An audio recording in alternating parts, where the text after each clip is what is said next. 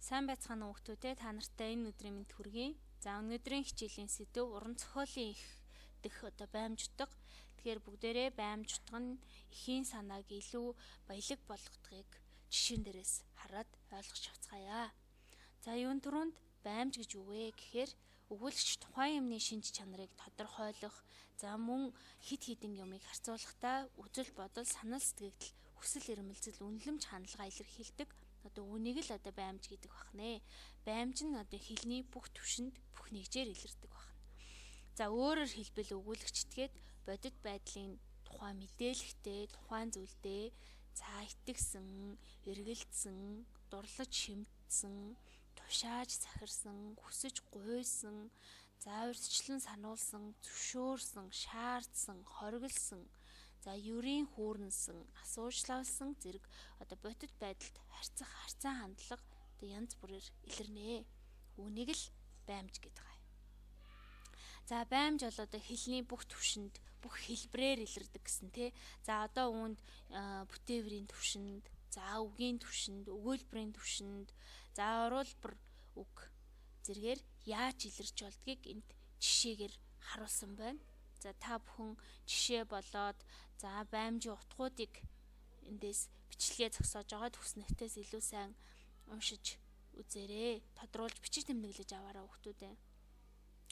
За баймж өгүүлбэрийн сүнс сэтгэл аж. За үүнийг өөрсдөө туршиж үтцгээе. Баймжгүй өгүүлбэр нь сүнс буюу сэтгэлгүй өгүүлбэр болно. Сэтгэлээсээ үгээ хэлэх, үгэндээ сэтгэлээ шингээж хэлэхэд баймж утга тусалдаг. Тухайлбал ээж, их, ижиг 3 үгийг холбоо үгэнд оруулаад хэлээд үзээрэй. За жишээлбэл за бурхан ээж, бурхан их, бурхан ижи.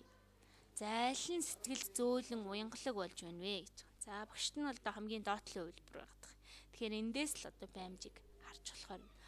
За симхэж гэсэн гэр минь, сэхсгэрч гэсэн ээж минь гэсэн хоёрхан шат шүлэгт ямархан гүн нарийн утга сэтгэлийн инхри аяс нөтнвэ. За тэгэхээр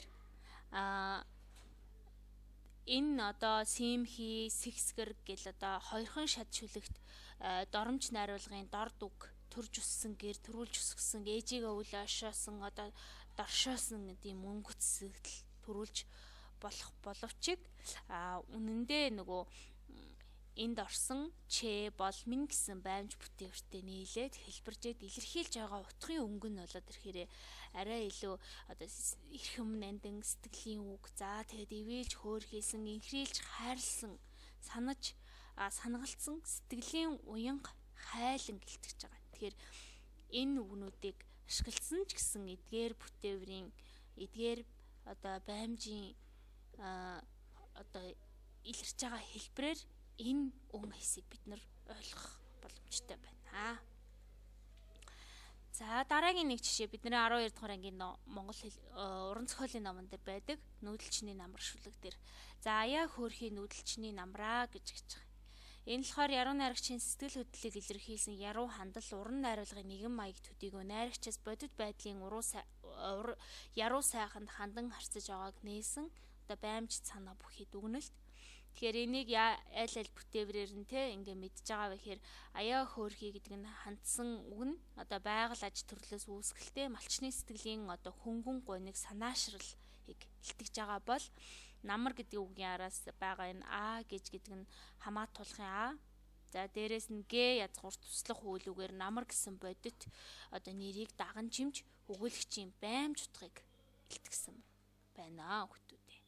За энэ мэт бусад уран зохиолын өгүүлбэрүүд, за бүх нэгжийн хүрээнд жишээнүүдээс баймжийн утгыг, жишээг ажиглаж илүү сайн нарийн өөртөө баттгал болгож аваарай. За өнөөдрийн хичээл маань энд хүрээд өндөрлж байна. Дараагийн хичээлээр уулзцгаая. Баяртай.